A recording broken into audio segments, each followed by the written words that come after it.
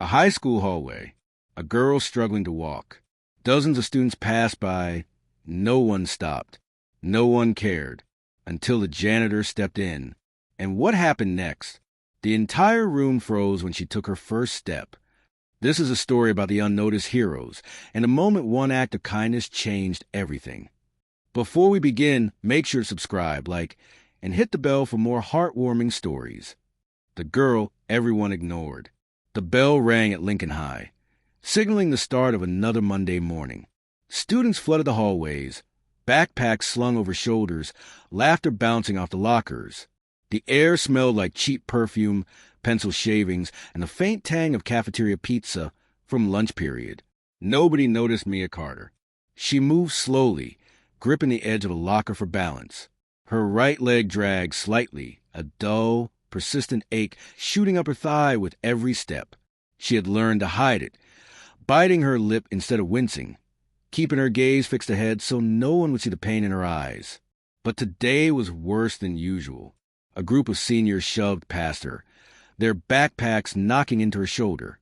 Jake Thompson, the varsity basketball star, smirked as her notebook slipped from her hands, paper scattering across the floor. "Watch where you're going, Mia," he said, not bothering to stop. His friends laughed, following him down the hall like a pack of hyenas. Mia knelt, her knee protesting as she gathered her notes. A shadow fell over her. Mrs. Green, her English teacher, paused mid-stride.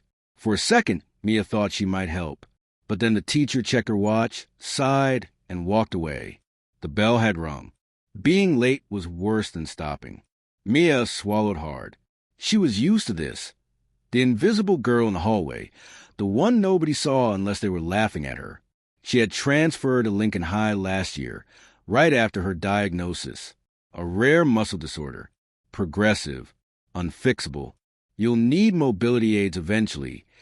The doctor had said, like he was discussing the weather. She had begged her mom not to tell the school. She didn't want to be that girl, the one people whispered about, the one teachers treated like glass. But now, as she struggled to stand, she wondered if it would have been better if someone knew. The hallway was nearly empty now. Mia took a deep breath, steeling herself for the long walk to chemistry. Then, a sharp, searing pain shot through her leg. Her muscles locked. She gasped, fingers scrambling for the wall, but her balance was gone. She was going to fall. A hand caught her arm just in time. "You all right, kid?" The voice was rough but kind. Mia looked up into the weathered face of Mr. Reyes, the school janitor. He was older, maybe in his 50s, with salt and pepper hair and deep lines around his eyes. He held her steady, his grip firm but gentle. Mia blinked, surprised. Nobody ever stopped.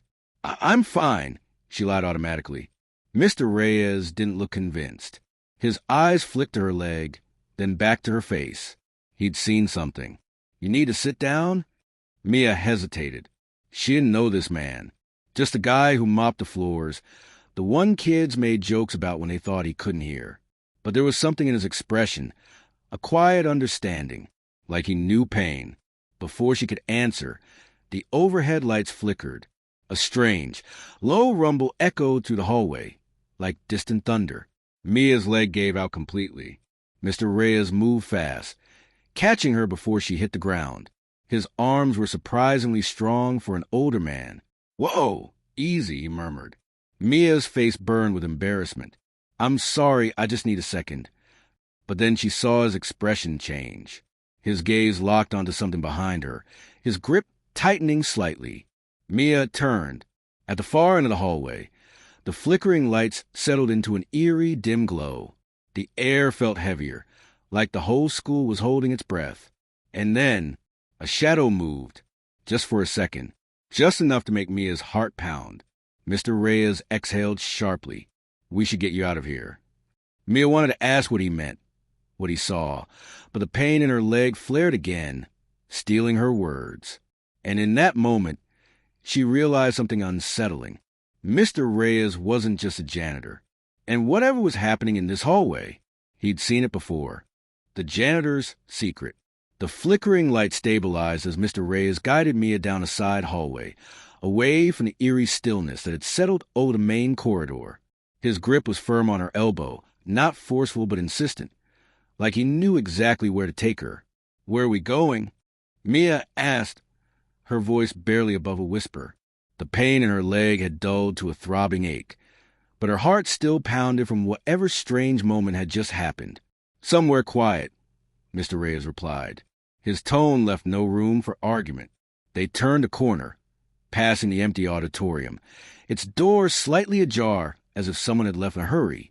The farther they moved from the main halls, the more the school felt abandoned. Mia had never seen Lincoln High like this. No chatter, no slamming lockers, just a hum of fluorescent lights and the echo of their footsteps. Finally, Mr. Reyes stopped in front of an unmarked door near the boiler room. He pulled a keyring from his belt and unlocked it with practiced ease. Inside wasn't just a janitor's closet. Mia's breath caught. The small room was lined with shelves, but instead of just cleaning supplies, there were medical books neatly stacked. A folded wheelchair leaned against the wall, its metal frame polished and waiting. On the far side, a faded photograph was pinned to a corkboard, a younger Mr. Reyes in military fatigues, standing beside a man who looked just like him, both of them smiling. Mia's eyes darted back to the wheelchair. What is all this? Mr. Reyes shut the door behind them, the click of the lock sounding too loud in confined space. He didn't answer right away. Instead, he grabbed a stool from the corner and nudged it toward her. "Sit, before you fall." Mia hesitated but obeyed. The relief of taking weight off her leg was instant. Mr. Reyes exhaled, rubbing a hand over his face. For the first time, he looked his age, tired, worn down. "You've got the same thing my brother had," he said finally. Mia froze. "What?" "Muscular dystrophy. The kind that starts slow, then gets worse." His voice was quiet, matter-of-fact. "I recognize the way you walk, the way you try to hide it." A lump formed in Mia's throat. No one at school knew, not even her closest classmates. She had spent months pretending everything was fine, dodging questions when she moved too slowly, laughing off the time she stumbled. And this man, this janitor, had seen right through her in seconds. "How did you—" "I was a medic. Army. 20 years, he said, nodding to the photo. "Then my brother got sick. I came home to help him." His jaw tightened. "Couldn't fix him. But I learned enough to know when someone's hurting." Mia's fingers curled into the fabric of her jeans. She didn't know what to say. Mr. Reyes reached for a small first aid kit on the shelf, popping it open. "School won't give you the chair?" Mia shook her head. "They said I don't qualify yet." The word tasted bitter. She had heard the nurse whisper to Principal Hendricks, "She's still walking fine most days. Budget's tight." Mr. Reyes made a low sound in his throat, something between a scoff and a sigh. "Yeah, that's what they told us too." He pulled out a roll of elastic bandage. "Give me your leg." Mia tensed. "What are you doing?" "Your knee's swollen. You keep walking on it like that, you'll make it worse." His tone brooked no argument. Slowly, Mia extended her leg. Mr. Reyes knelt in front of her, his hand surprisingly gentle as he wrapped the bandage around her knee, securing it with practiced precision. "You've been fixing that wheelchair," Mia realized aloud, eyeing the polished frame.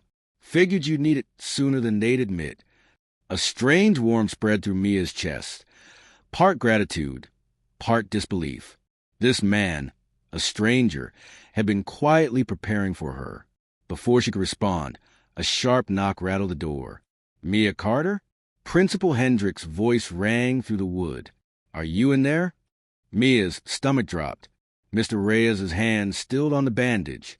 The doorknob twisted, but the lock held. "Mr. Reyes, open this door now," Hendricks demanded. Mia met Mr. Reyes' gaze. His dark eyes were steady, unreadable. Then the lock clicked open on its own. The door creaked inward, revealing Principal Hendricks' pinched face. Her sharp gaze flicked from Mia to Mr. Reyes, then to the wheelchair, the medical supplies.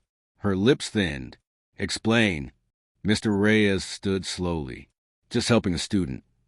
Hendricks' eyes narrowed. "With unauthorized medical equipment? You know the rules. You're not qualified to." Mia stood abruptly, cutting her off. "I asked him to." The room went silent. Hendricks blinked. What? Mia lifted her chin. I needed help. No one else would listen. Hendricks opened her mouth, then closed it. For a moment, no one moved. Then, a deafening bang echoed from somewhere in the school, like metal crashing against concrete. The lights flickered again, this time violently. Hendricks paled. What was... Another crash, closer this time. And then the screaming started. Mr. Reyes was already moving, shoving past Hendricks to peer into the hallway. His entire body went rigid. Mia's blood turned to ice. Because whatever was out there, it wasn't human. What walked the halls. The scream died as suddenly as it had begun, leaving a silence so thick Mia could hear her own heartbeat pounding in her ears. Principal Hendricks grabbed Mia's arm, her fingers digging in too tight. We need to get to the office. Now. Her voice trembled, all authority gone. Mr. Reyes didn't move. He stood blocking the doorway, his shoulders tense under his faded janitor's uniform.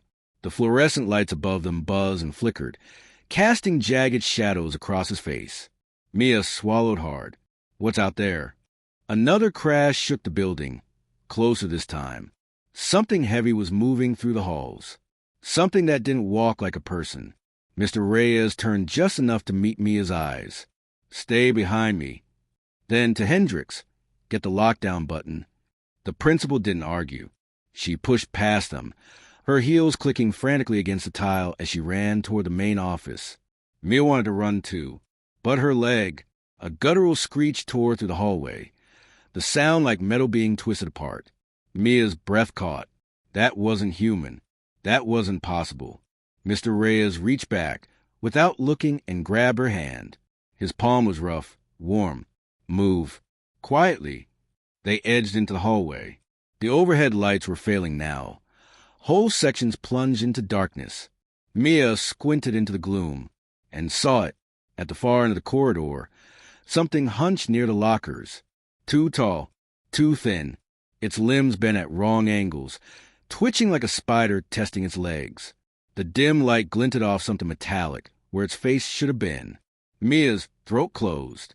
She couldn't breathe, couldn't think. The thing's head snapped toward them. Mr. Reyes yanked Mia into a classroom just as a deafening screech ripped through the air. He slammed the door shut behind them, his breathing ragged. What is that? Mia whispered, her voice breaking. Mr. Reyes didn't answer. He was dragging desks toward the door, stacking them with frantic efficiency. Help me barricade this. Mia grabbed a chair, her hands shaking. The classroom was empty, just abandoned backpacks and half-finished worksheets.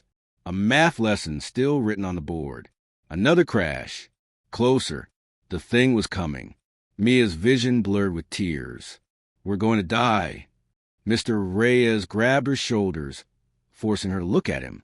His eyes were dark, steady. Listen to me. That thing, it's not here for everyone. It's here for you. The words hit like ice water. What? A shadow passed over the door's narrow window. Mr. Reyes pulled Mia down behind the teacher's desk just as glass shattered. Cold air rushed in. Mia squeezed her eyes shut, waiting for the end. Silence.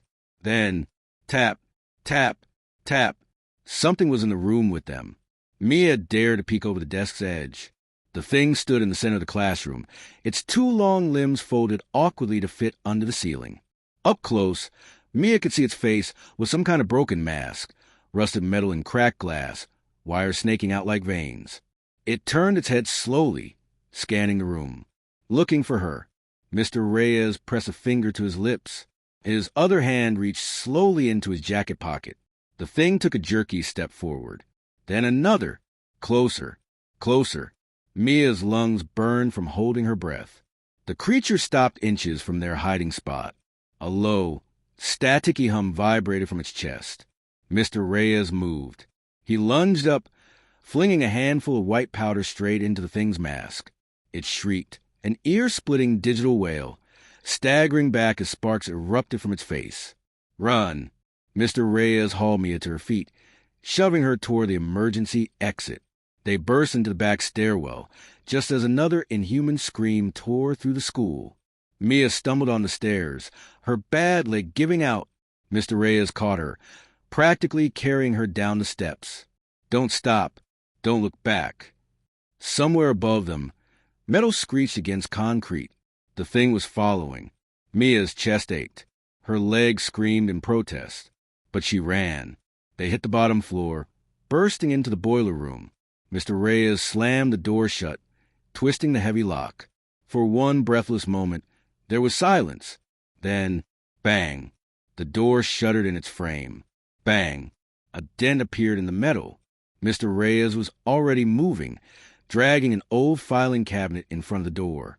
"There's a tunnel," he panted. "Old maintenance access. Goes under the football field." Mia's hands were numb. "What is that thing?" Another crash. The door's hinges groaned.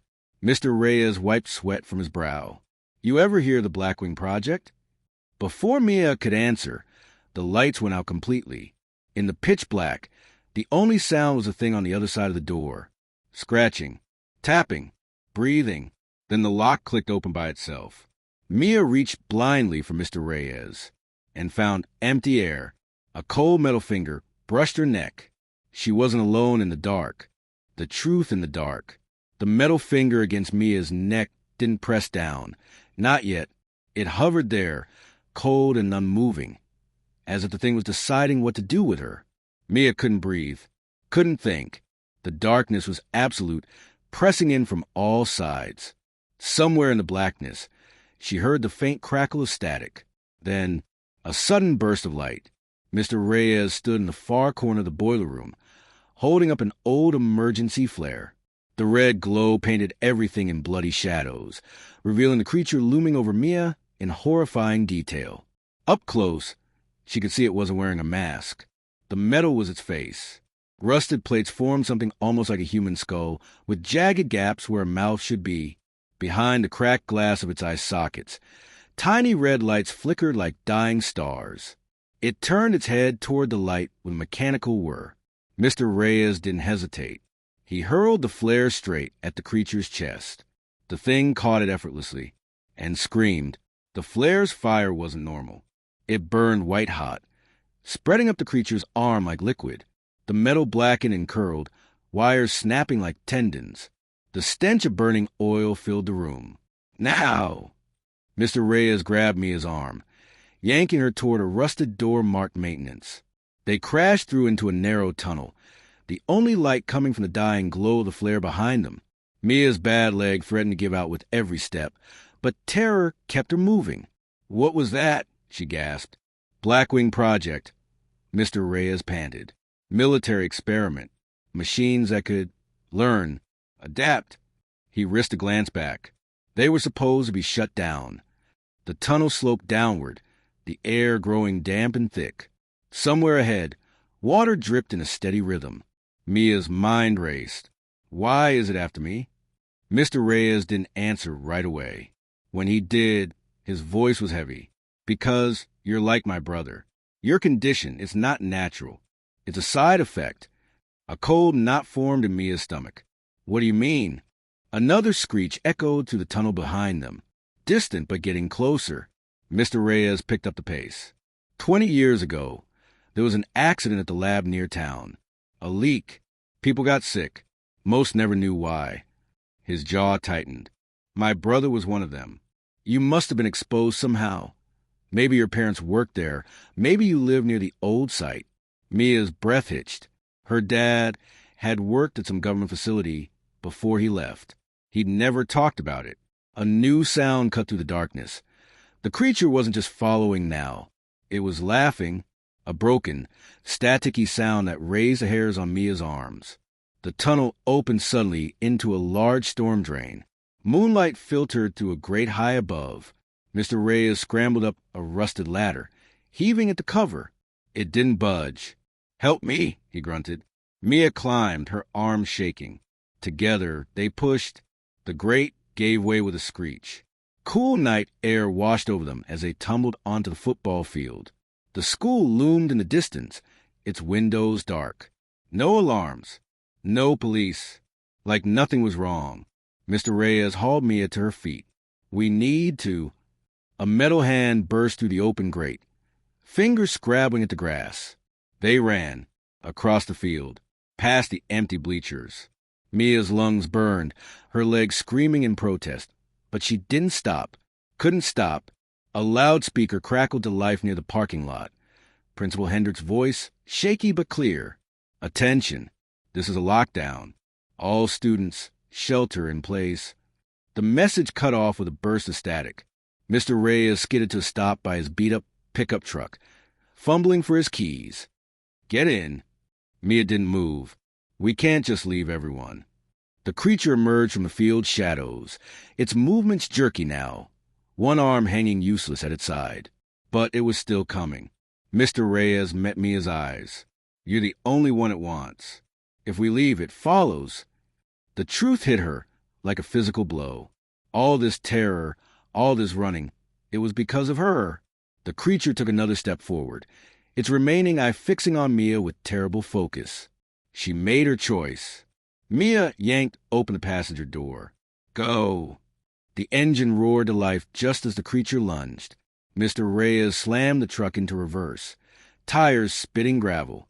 Through the rear window, Mia watched as the thing stood in the empty parking lot, growing smaller with distance.